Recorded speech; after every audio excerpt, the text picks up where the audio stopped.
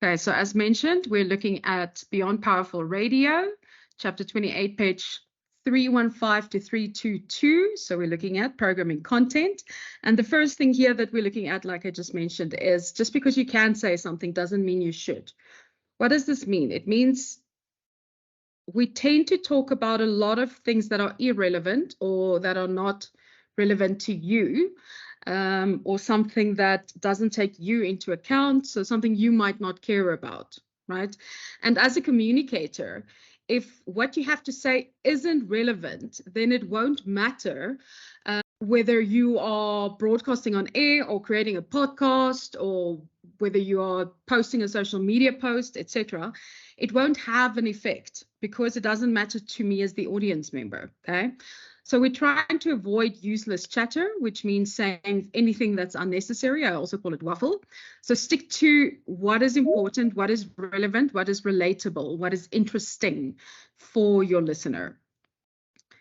Then, because media outlets can post whatever comes down the line, whatever they find, the temptation is there, but people might not appreciate a constant, never-ending data feed unless it's relevant to them or it's interesting. Think about the kind of stuff that you look at on your phone. What do you scroll past, and what do you actually take the time to read or to listen to? Okay, that'll give you a good indication of the kind of stuff that you find interesting versus what you don't. So what works across all platforms in any mediums is powerfully communicating a message or a story that will inform, entertain, inspire, persuade you, or connect you with people. And this comes down to storytelling. So it's all about how you can tell a story, how effectively you tell a story, how much detail you add to your story, the plot twists, etc. So you never want to be seen as adding to the pile of commercial clutter. There's so much information out there. It's about thinking, how do you make this piece of information stand out above everything else? Why do I need to listen to this specific piece of information? So think about all the available content as crude oil. There may not be a lot of it, but it's no good to you unless it's been refined, unless it's refined crude oil. So if your organization can act as a refinery for content, that's one way of making yourself useful and the content destination for your listeners or your readers or your viewers or your advertisers. So you want to be useful to them, okay? You need to solve some sort of a problem for them to actually listen to you. Then people are multitasking.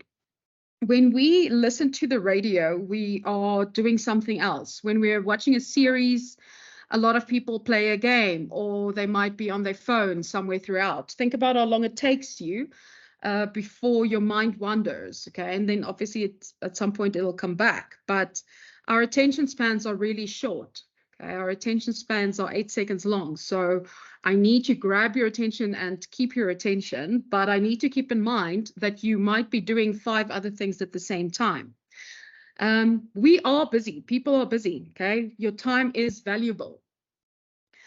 So we understand, and radio is the one medium on earth that does this really well. We understand that listeners are multitasking. So the way we create content is keeping this in mind. Hence why we use imaging, why we try and get you to use your imagination when we give you content, okay? So examples of using imaging include well-known liners like listen while you work or tune in on this radio station in your car.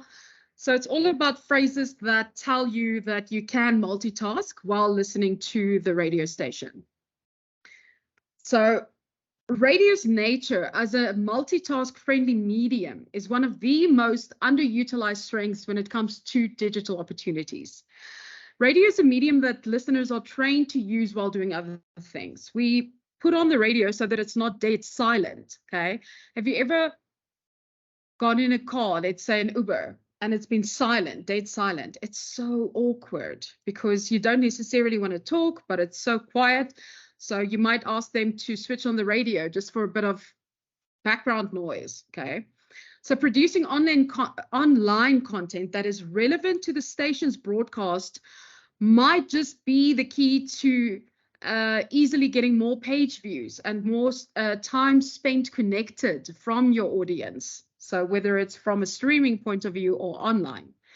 If you want to keep a listener engaged, you need to involve them. So co-creating content. Think about earned media. We spoke about paid, earned, and owned media. So it's using you, or rather it's using your owned media in such a way that the audience is co-creating your content. An interactive component allows your product to get listeners involved. So listeners can assist with what it is that I'm putting out, okay? Assist in content creation.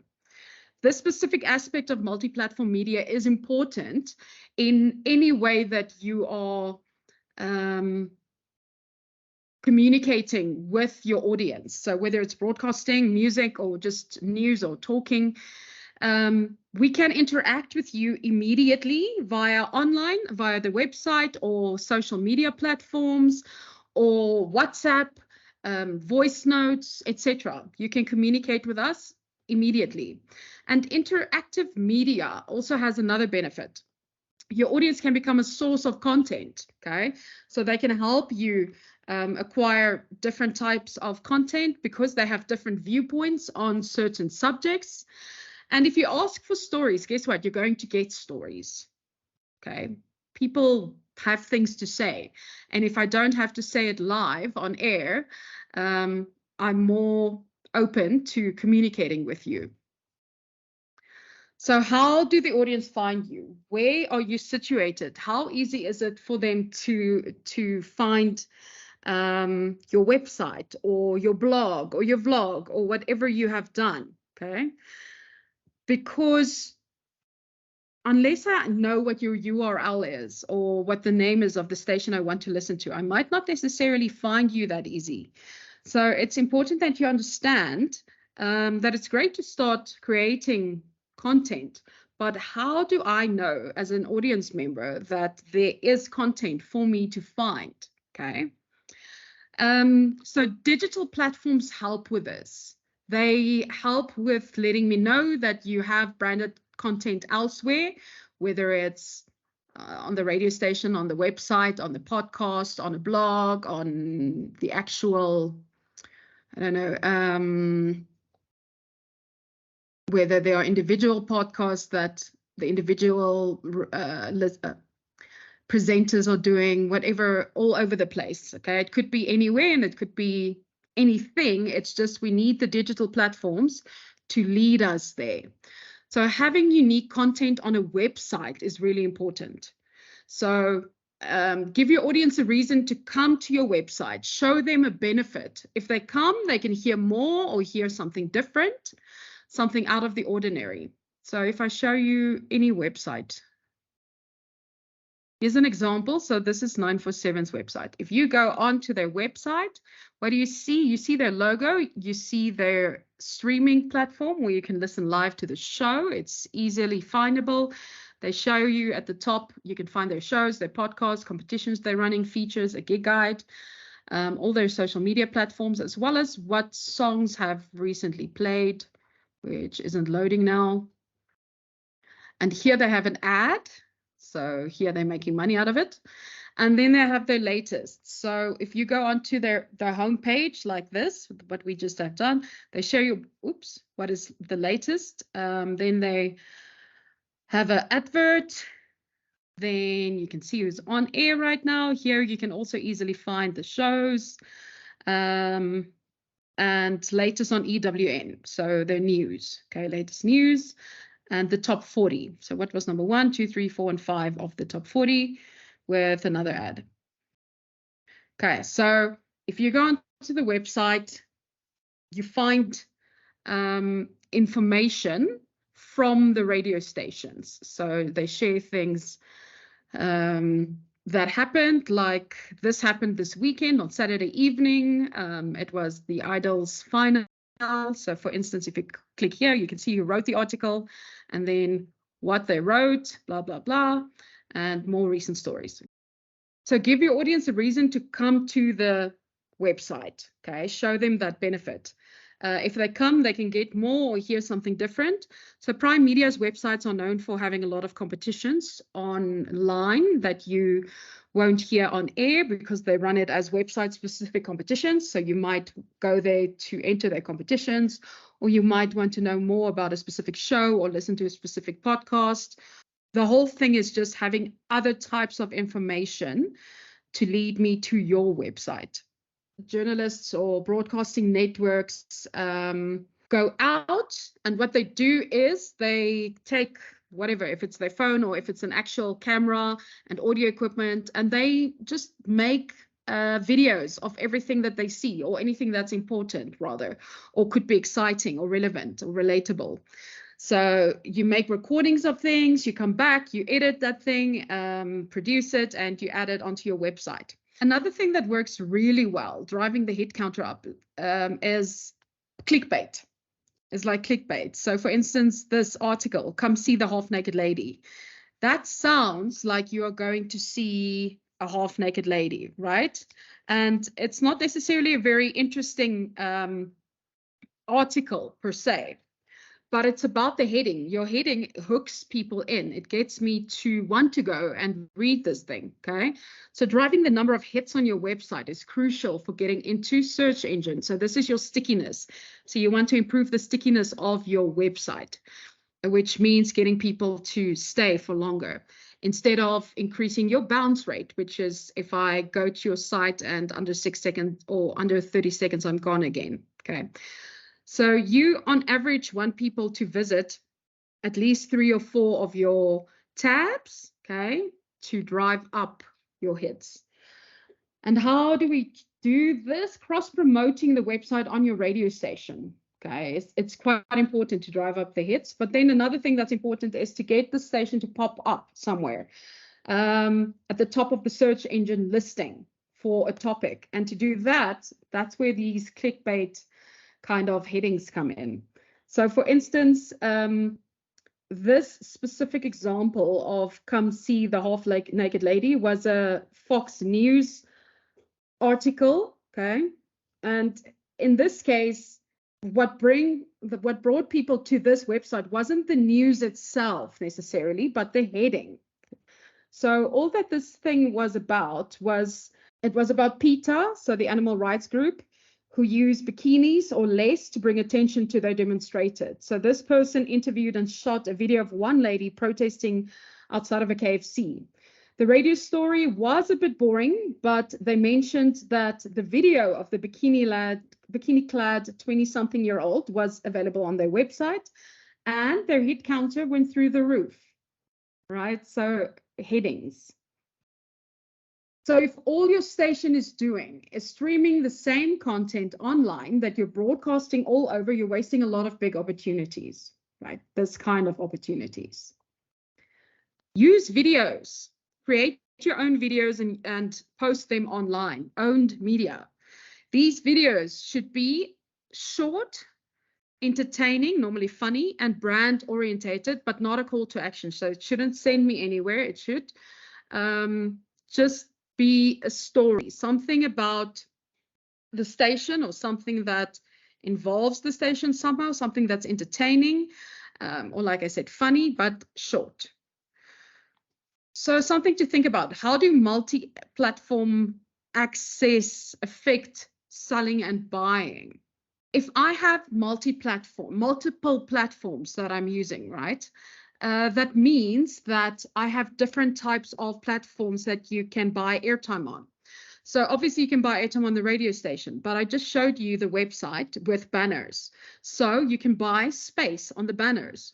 Or if I press play on streaming, you could have what we call a pre-roll ad at the beginning of this streaming platform that people can also buy, okay? So there's a lot of different spaces that open up once you start utilizing your multiple platforms. Also, social media. You can have paid for Facebook posts, Twitter posts, Instagram posts, TikTok videos, etc., okay, or reels, whatever it is. that we use a lot with our campaigns, because we want to utilize the on-air or online rather aspect along with the on-air aspect, so that we make sure that our reach is higher at the end of the day.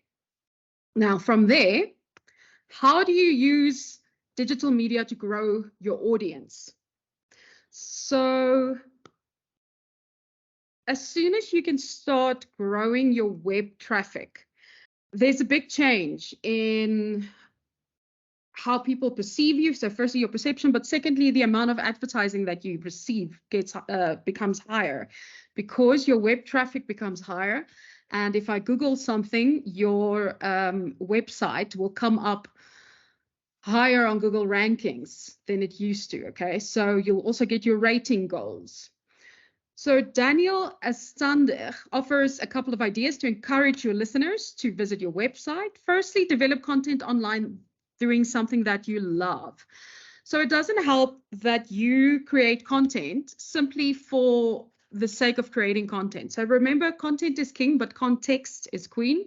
Also, though, you need to be passionate about something for us to actually want to listen to it.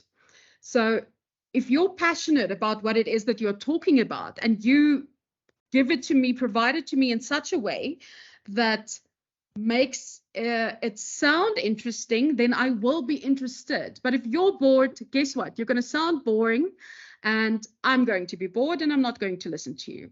Okay, so you need to develop content about things that you love. Also, as soon as you love something, guess what? You know more about it. You have more facts. You have more interesting tidbits to tell me about it. So as a presenter or a content creator, focus on creating things that you specifically love or are interested in. Then number 2, promote specific content for your website that you can then refer people to on air. So you promote your content on air and send people to your website. Every day there needs to be something fresh, interesting, something that will make a difference to you as an audience member, something that will make a difference in your life. We should be able to answer what I can do to make a difference in your life every single day, okay? And then we promote this on air. We send you to our website to say, go and check this out, because this is happening. So if you post about things that you are interested in, then cross-promoting it on your different channels will come easily, okay? Because again, it's something you're interested in. Then number 3, they optimize your website's keywords and metadata to increase referred traffic from search engines. So this is the back end of your website, whether you're using WordPress or whatever it might be. It's important that you understand how keywords work, how we build keywords into the back end of a website so that your website tracks higher on Google rankings when I Google something specifically, okay? And the metadata is really important, and understanding the organic growth on Google and how Google works is of utmost importance here, especially in the day of life that we live in today. Okay, so SEO, search engine optimization, or SEM, search engine marketing, is important for you to understand. Doesn't matter what you're going to do when you're done. You need to understand how traffic gets sent to a website in order for you to start organically increasing awareness for your website. And then the other thing that we do is we use sharing links to let your audience easily refer their friends or specific content onto your site. So think about YouTube, how easy it is if you're watching something to simply share it with someone. Think about the amount of effort that you'll go through to share something with someone if there isn't a shareable link. Will you really, maybe you'll copy the URL and send it to them? But majority of the time, if you can't simply share something, you'll just not do it, right? And that's good for your website. So you want that sharing option, because that means someone else will click on your website, go to your website. So from a Google perspective, that's good, okay? It increases your trust index on Google. also get more page views out of each visitor who comes to visit your site. So what is it that they see? When I come to your landing page, like I showed you on the 947 website, it needs to be enticing. I need to be able to easily find information that I might be looking for, okay? It needs to be user-friendly, easy to navigate. Every page needs to have a clear path for me to be able to go deeper if I really want to dig deeper for more information. So the average amount of page views for every website visit is 3, like I said earlier. So if you can get more than 3 views per visitor, page views that is, your site is above average, which means you are increasing the amount of traffic to your website, which means there's more opportunities for you for sponsorship inventory then, okay, because of your impressions, because this can increase your impressions. Just be careful to not overdo it so that everything I see is just adverts, because that will drive me away from your website again, okay, doing the opposite of what I want. And then if you're streaming, how do we grow the audience? Firstly, make sure your listen live button was obvious and clearly placed. So 947, when we went onto it, it was right there, okay? So I can find it very quickly. It's not like if I go onto the SABC's page, okay, so this is Metro FM's page. You can see they still have a lot of information on here. They have all their social media sites on here also linked to it, their blogs, lineups and DJs. So up here you can see all the information, and here's their listen live. If I click on listen live though, it doesn't immediately, or I can't immediately listen live. So it took me to a different place, okay, where I can now click on this thing and wait for it to load. You've got yourself to take care of first and foremost. Okay. And then so it's not that it's that much more difficult. It's just that it takes me away from the main website, which majority of the commercial stations don't do.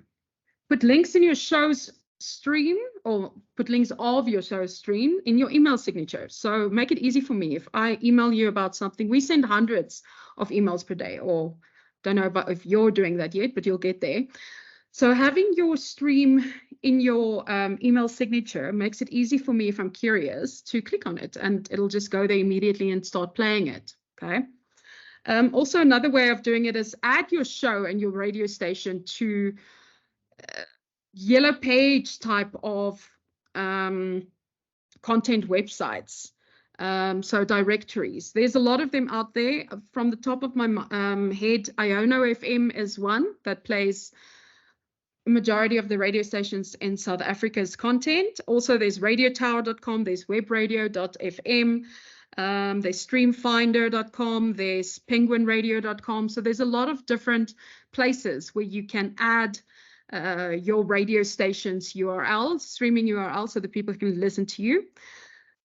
Sometimes it's more convenient for people, especially when you're working, to tune in via streaming from a computer or from your phone. In fact, I sit in front of my computer for majority of the day, so I stream, okay? It's much easier for me. So that's something to keep in mind. And then keep your current listeners. So don't forget your current listeners who are currently listening. It's way easier to keep a current listener listening than it is to get someone new to tune in and to become a full-time listener, okay? So always monitor the online audio streaming with as much vigilance and responsibility as you would give the actual on-air audio, so your on-air programming.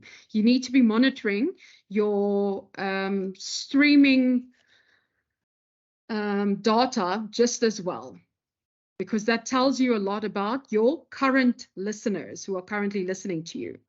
So that's a very important one to keep in mind. Then how do you create a website? Where would you even start with creating a website?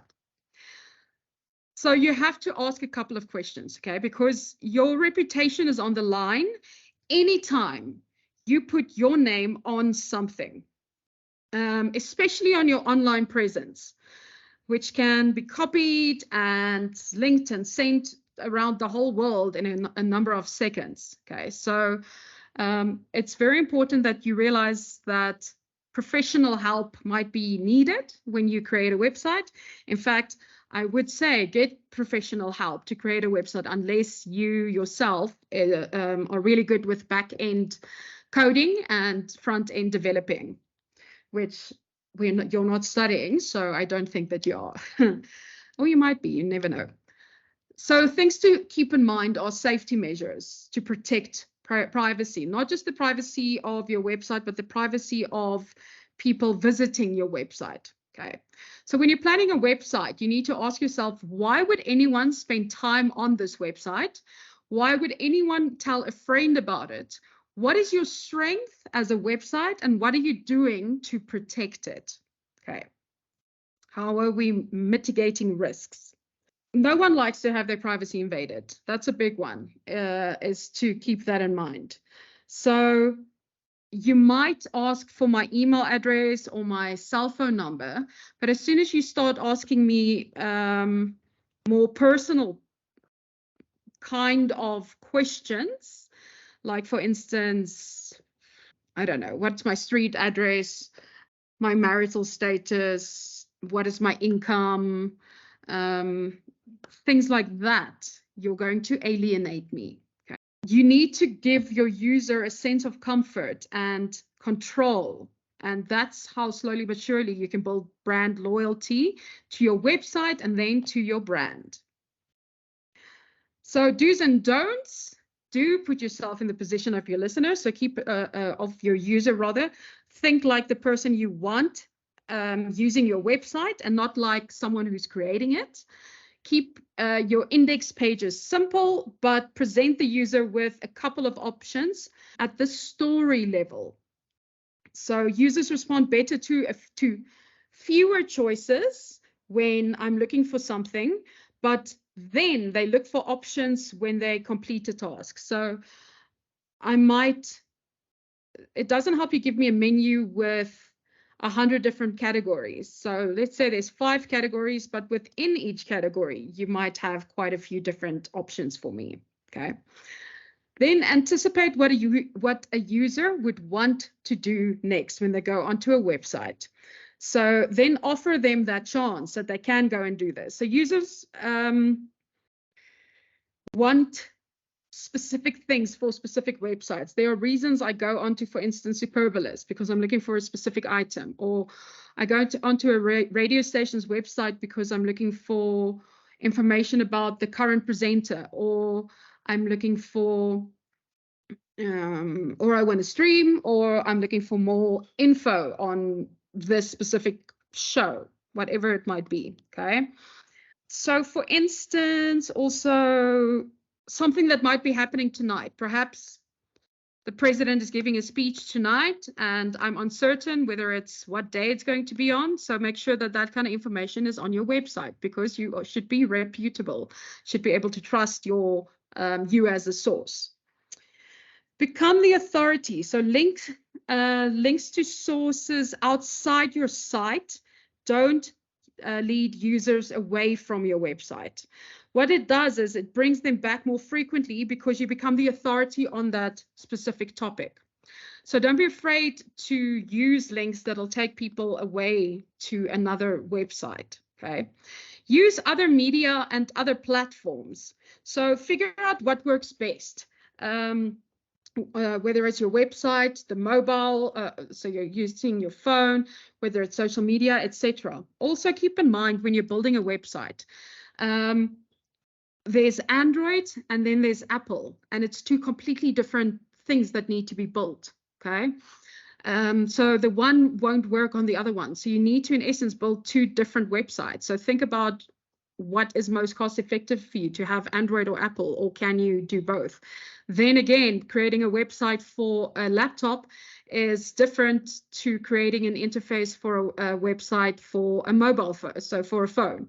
So also things that you need to consider. How do you want this thing to look and feel? Okay, a lot of information to keep in mind.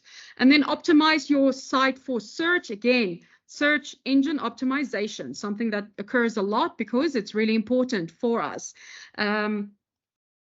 Something we need to understand.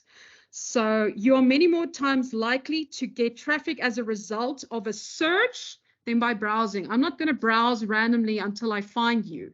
If I search something and you pop up, I will click on your website, right? How often do you go into the 3rd or the 4th page of Google? Probably almost never. We tend to stay on page 1, maybe go to page 2, okay? And if you aren't getting that result, if you aren't popping up on the search engine when I Google something, then guess what? Your competitor is, which means you're losing a potential listener. So don't ever try to be everything to everyone, because if you try to be everything to everyone, you're going to end up being nothing to no one. Okay? Understand your target audience, understand who you want to engage with and what it is that they are talking about.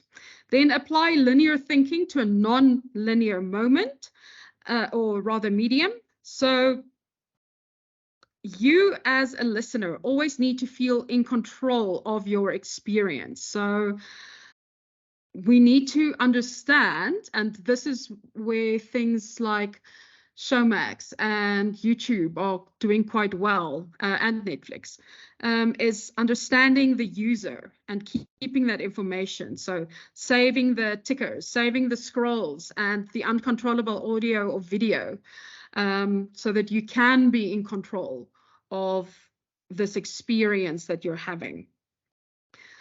So don't try to be an electronic newspaper. What does that mean? A newspaper has a very specific look and feel. Don't try and be that person, okay? They divide subjects into hierarchical sections, and then it goes from there. No one consumes information like that anymore. We don't consume information on Google and on our phones like that. So find new and better ways to present content to make it better than your competitors would be doing it.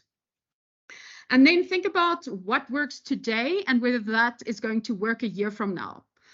The technology age is rapidly changing, like we know, very quickly. Okay, so you need to think about that also when you are starting to create your content and create your websites.